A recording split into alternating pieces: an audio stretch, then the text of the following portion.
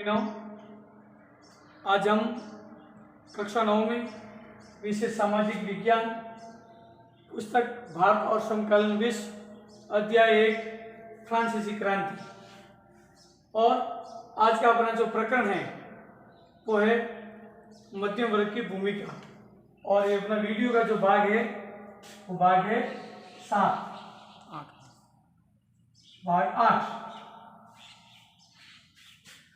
तो मध्यम वर्ग की फ्रांस की जो क्रांति हुई उस क्रांति में मध्यम वर्ग की क्या भूमिका रही वो आज हम इस भाग के माध्यम से अध्ययन करेंगे। तो फ्रांस की जो क्रांति थी उस क्रांति में मध्य वर्ग और जो दार्शनिक थे उनकी बहुत महत्वपूर्ण भूमिका रही। तो जैसा कि आपने पहले पढ़ा था कि फ्रांस में 3 मुख्य वर्ग थे। फ्रांस में 3 मुख्य वर्ग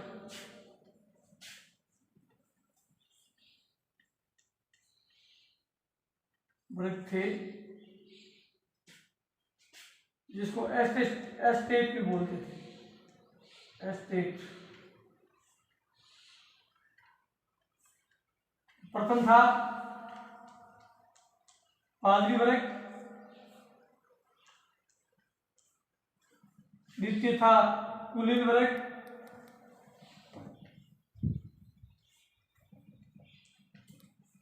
और तीसरा था जनसाधारण वर्ग।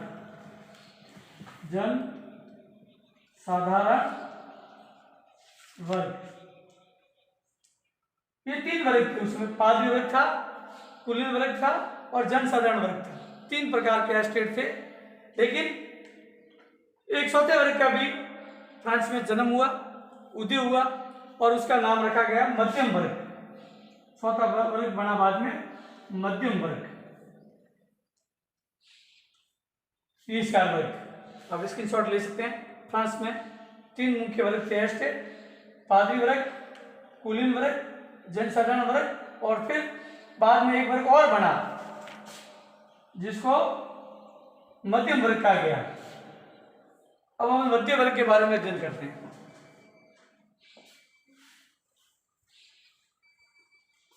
मध्यम वर्ग, ये मध्यम वर्ग। तो 3 उन वर्गों के बाद में जो पादरी वर्ग था धार्मिक क्षेत्र से था, कुलीन वर्ग था सामंती थे, राजा के परिवार से या शहरी क्षेत्रों में ग्रामीण क्षेत्रों में जो राज करने वाले शासन करने वाले लोग वो थे, और जनसाधारण जो लोग थे उसमें बड़े व्यापारी थे, किसान थे, भूमिहीन किसान थे, मजदूर थे, ये सब नौकर थे, ये सब थे। तो ये एक अलग नए वर्ग का उदय हुआ जिसका नाम रखा गया मध्यम वर्ग। अब जो ये मध्यम वर्ग था वो जो तीसरा वर्ग था उससे ज्यादा संपन्न था।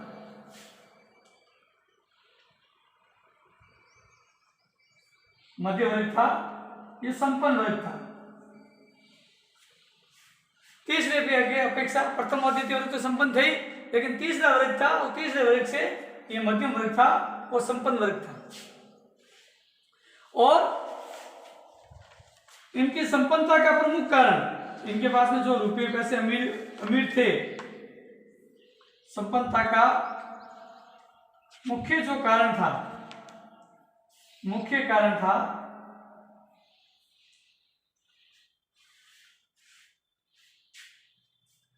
समुद्री व्यापार।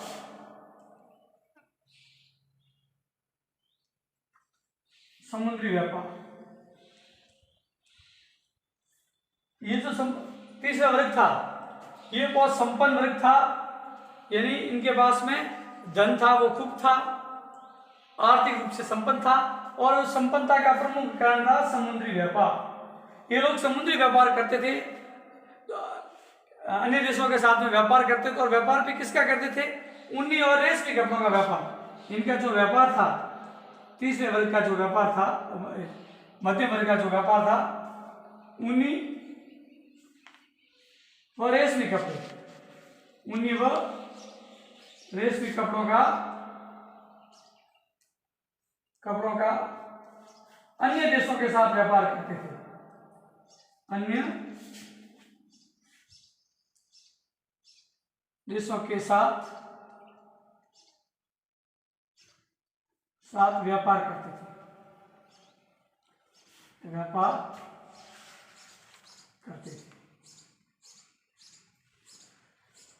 तो ये वर्ग था, संपन्न वर्ग था तीसरे वर्ग की अपेक्षा, और संपन्नता का प्रमुख कारण था समुद्री व्यापार। समुद्री व्यापार का अर्थ हुआ दूसरे देशों के साथ में इनका व्यापार था। और इनका व्यापार क्या था? तो व्यापार था ऊनी और रेशमी कपड़ों का। तो भारत से बने हुए रेशमी और ऊनी कपड़े हैं वो अन्य देशों में ले जाते थे और वहां पर उन ऊनी कपड़ों को बेचते थे और खूब धन कमाते थे। अब इन वर्ग में कौन कौन लोग थे? तो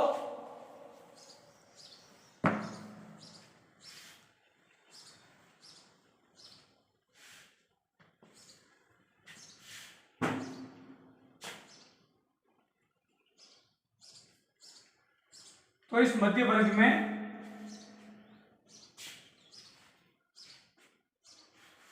तो पेशेवर लोग थे, तो पढ़े लिखे लोग थे, पढ़े लिखे पेशेवर लोग,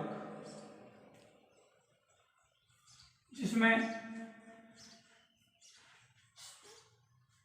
सरकारी कर्मचारी,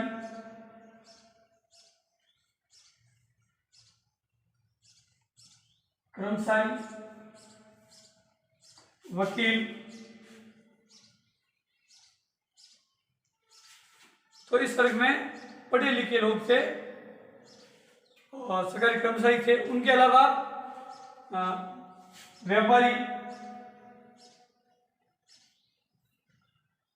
व्यापार निर्माता, कंपनियों के मालिक, तो इस वर्ग में पढ़े लिखे लोग सरकारी कर्मचारी थे, वकील थे, व्यापारी थे और निर्माता भी थे, फैक्ट्रियों के जो मालिक थे वो भी इसमें थे। और ये जो पढ़े लिखे लोग थे, जो चाहे सरकारी कर्मचारी हो, चाहे वकील हो, चाहे व्यापारी हो, चाहे निर्माता हो, ये सब इन सब का मानना था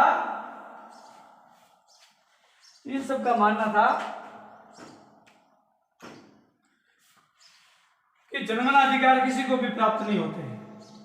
जन्मना अधिकार, ये लोग जन्माधिकार को नहीं मानते थे,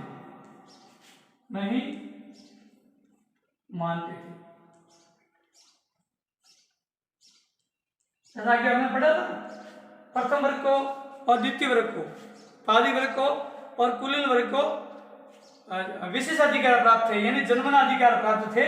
लेकिन जब ये चौथा वर्ग बना मध्यम वर्ग, तो इन्होंने जो प्रथम वर्ग और द्वितीय वर्ग को जन्मना अधिकार प्राप्त थे, विशेष अधिकार जो प्राप्त थे, उनको मानने से इन्होंने मना कर दिया कि हम किसी भी प्रकार के जन्माधिकार को नहीं मानते हैं। और इनका मानना था, इस मध्यम वर्ग के लोगों का मानना था कि जो हैसियत का जो आधार है, हैसियत यानी किसी की भी हैसियत का जो आधार है, हैसियत का आधार उसकी योग्यता होनी चाहिए, उसकी योग्यता, न कि जाति, धर्म, रंग, ये सब नहीं। किसी भी व्यक्ति के अगर कोई योग्यता का कोई आधार है, हैसियत का आधार है, तो उसकी योग्यता होनी चाहिए, न उसका धर्म होना चाहिए, न उसकी जाति होनी चाहिए, न उनका क्या कहते हैं उसको अपना कोई वर्ग होना चाहिए। केवल उसकी योग्यता क्या है, उसमें बोलने की क्षमता कितनी है, उसकी पढ़ने लिखने की क्षमता कितनी है, उसकी योग्यता है, वो उसका हैसियत का आधार होना चाहिए। तो ये मध्यम वर्ग का मानना था और मध्यम वर्ग का ये उदय हुआ। मध्यम वर्ग का उदय होने के बाद में इन्होंने जन्मना अधिकार का विरोध किया। विरोध करने के बाद लोगों में सम्राट के प्रति विरोध की भावना फैली और इस मध्य वर्ग ने पूरे फ्रांस में विद्रोह का काम किया, विरोध को पैदा करने का काम किया। अब आज हम गृह कार्य लिखते हैं। गृह कार्य की 2 प्रश्न करने हैं आपको।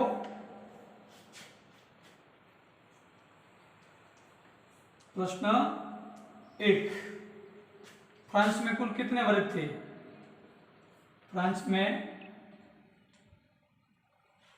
में बाद में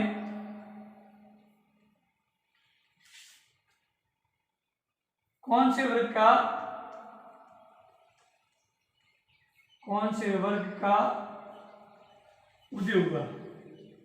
उदय हुआ?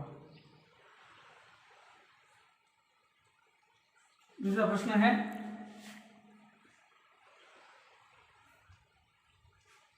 हैसियत का आधार क्या होना चाहिए? हैसियत का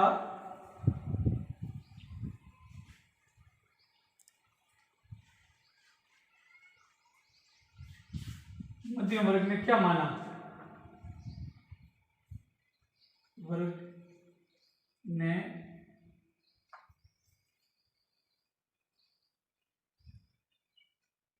किसको माना?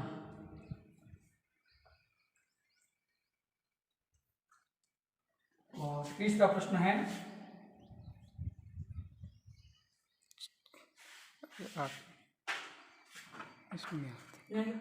बस ठीक, ये 2 प्रश्न है गृह कार्य में आपका लाना। धन्यवाद।